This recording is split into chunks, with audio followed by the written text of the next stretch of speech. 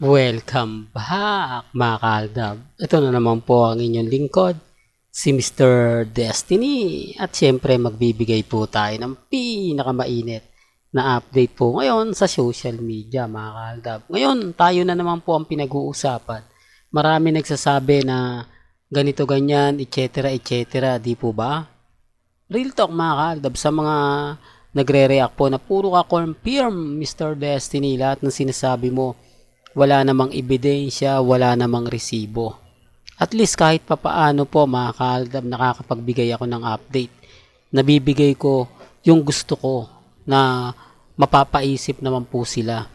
Hindi po ba? O ngayon, wala naman po sila maibigay na update eh. Sa tingin nyo, nga naman po sila, hindi sila mapagbigyan ni Alden, ni Congressman, ni Mengay. O, tapos sasabihin nila, itong channel ko yung paasa, ito yung channel ko na wala daw pong katotohanan, etc. etc. Di po ba? Sabi ko nga po sa inyo, may mga bagay-bagay po na mapapaisip din po kayo. Real talk mga kaaldab, ito yung pinag-uusapan na kung saan kamakailan nasa Japan nga po si Christopher Martin na nag-post nga po na mahihiyain tayo dito sa Japan, okay? At sinagot naman po ito ni Alden Richards na pasok ka sa school, bakit di ka naka-uniforme? Di po ba? O bakit di ka naka-school shoes? Ito yung mga kumbaga komento ng magkaibigan. Di po ba? Sabi ko nga po sa inyo, may mga bagay-bagay po na dito magkakabistuhan, dito magkakaalaman. Although marami nagre-react, marami nagko-komento na, nako, yan na naman si Mr. Destiny. Puro paasa lang naman ang ginagawa niyan. Puro ganito lang naman. Alam niyo, sa totoo lang po, hindi naman po ako namimilit. Pero kita nyo naman po sa mga magkakaibigan, yung mga komento, hindi nyo alam kung nasaan po si Alden ngayon, di po ba? Tapos wala naman pong ganap kay Mengay. Tapos sasabihin nila, keso ganito, keso ganon. Di po ba? Magpakita sila ng ebidensya. Kasi ako nagpapakita po ko ng mga resibo na talaga magpapatunay na magkasama po yung dalawa. Kung titignan nyo ang social media ngayon, tahimik na tahimik. Nakakabasag ang sobrang katahimikan. Di po ba? Tapos sasabihin nila, hindi, ganito, magkasama sila. Tapos mga throwback picture lang po yung pinapakita nila na halata naman po na patong ulo lang. Di po ba? Sabi ko nga po sa inyo, si Alden at si Maine ang pinakamaraming photos simula 2015 hanggang 2020. Lahat yan talagang makikita mo lang po sa dalawa. Mapapanood mo lang sa dalawa. Kaya nga po gumukuha sila ng mga photos na ganito. Tapos i-edit lang nila, tatanggalin nila yung ulo. Kaya yung iba naniniwala na ay, ang dami rin pong photos nila Congressman at ni Maine. Hindi nila alam, ginagawa lang po yun para mapanglinlang. Ginagawa lang po nila yun para makaagaw pansin sa mga tumatangkilik po sa kanila, makapagbigay po ng mga update. Hindi po katulad natin, po ba? Na talagang kapag ako nagbigay ng post, matik na yan, hindi ko yan inedit. Hindi ko yan, kumbaga kung saan-saan kinuha lang. Di po ba? Yan galing po sa mismo sa dalawa. Mga photos na imposible nga po talagang walang relasyon. Kaya nga po yung iba kumakampi sa akin. Kaya nga po yung iba nagsasabi na tama naman si Mr. Destiny na may relasyon yung dalawa, kitang-kita naman sa mga galawan. Kaya lang syempre, pag ako, bitter lang po talaga ako. Pag ako, sasabihin nila na, hindi, fake news ka. Di po ba? Lahat ng sinasabi mo, hindi totoo. Okay lang. Di po ba? Basta tayo, mga kaaldab, kung ano lang po yung pinag-uusapan, kung ano lang po yung trending, dun lang po tayo. Sa ngayon, mga kaaldab, 101% matik na yan. Wag na po nating hanapin ng wala. Di po ba? Na kung saan nga po, sabi ko nga po sa inyo, si Alden Richards at si Mengay lang po talaga ang magkasama.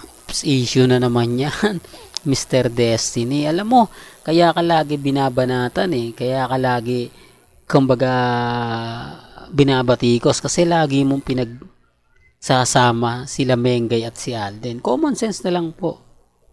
Walang post si Maine sa Instagram, sa Twitter, sa Facebook. Wala ring update si Alden Richards sa Instagram, sa Twitter at sa Facebook. Anong araw nga po ba ngayon? Hindi po ba family weekend? Family o private family? Private bonding family. Isa po ito sa rason kung bakit tahimik po sila pag Sunday.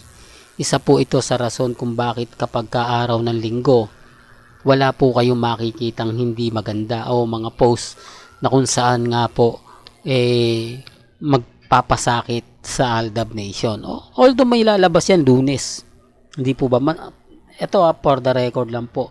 Alam to ng mga Armain at mga main fanatics. Hindi nagpo-post si Mengay kapag walang update si Alden Richards. Walang post. Hindi siya gumagante.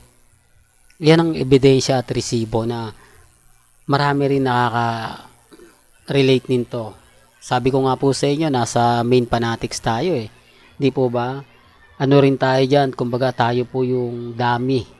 Kaya ako po nasasabi to dahil sila rin naman po yung nagko-komento sa isa't isa.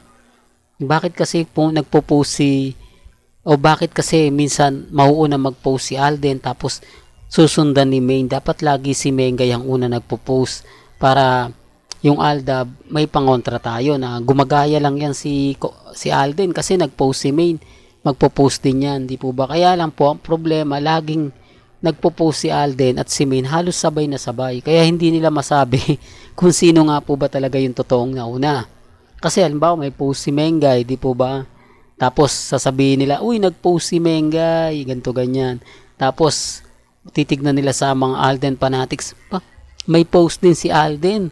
Sino nauna? Di po ba? Yun ang gandang tanong. Bakit ganun? Bakit ngayon din ngayong oras din? Di po ba ngayong araw? Dapat hindi muna nag-post si Main. Dapat hapon na lang siya mag-post. Di po ba? Yung tipong ganon. Ayan ang sinasabi natin mga ka-Aldab na dito ramdam nyo kung sino talaga yung bitter. Dito ramdam nyo kung sino talaga yung nagsasabi ng ganito, nagsasabi ng ganyan. Yan naman po yung isa sa kagandahan nyo po sa channel ni Mr. Destiny. Hindi po tayo nagpapahuli, lalo na po sa update. Kaya nga po yung iba nagtataka na saan kaya, sinong source kaya nito ni Mr. Destiny? Sino kaya nagbibigay sa kanya ng mga ganitong kaganapan? At bakit lagi siyang updated pagdating sa social media? Di po ba? Yung mga simpleng tanong. Simpleng tanong na kumbaga madali lang sagutin kapag ka-updated ka. Lalong-lalo na nga po pagdating sa Instagram, sa Twitter at sa Facebook. Kaya nga po kalmado lang po kayo, kampante lang. Malay nyo, bukas sa makalawa may revelasyon na. Di po ba? Yan ang inaantay ni Mr. Destiny. Yan din po ang iniintay ng Aldab Nation. Di po ba? Sabi ko nga, hindi man ngayon, hindi man bukas, darating din po yung point. Di po ba? Wag po kayong magpapa-apekto, wag po kayong padadala. Basta sa akin, lagi kong sinasabi, lagi kong pinapaliwanag, relax lang po kayo. Di po ba? Kampante lang kayo. Although hindi tayo panalo ngayon, hindi na sa atin ang desisyon. Malay nyo, bukas sa makalawa, di po ba tayo yung wagi, tayo yung panalo.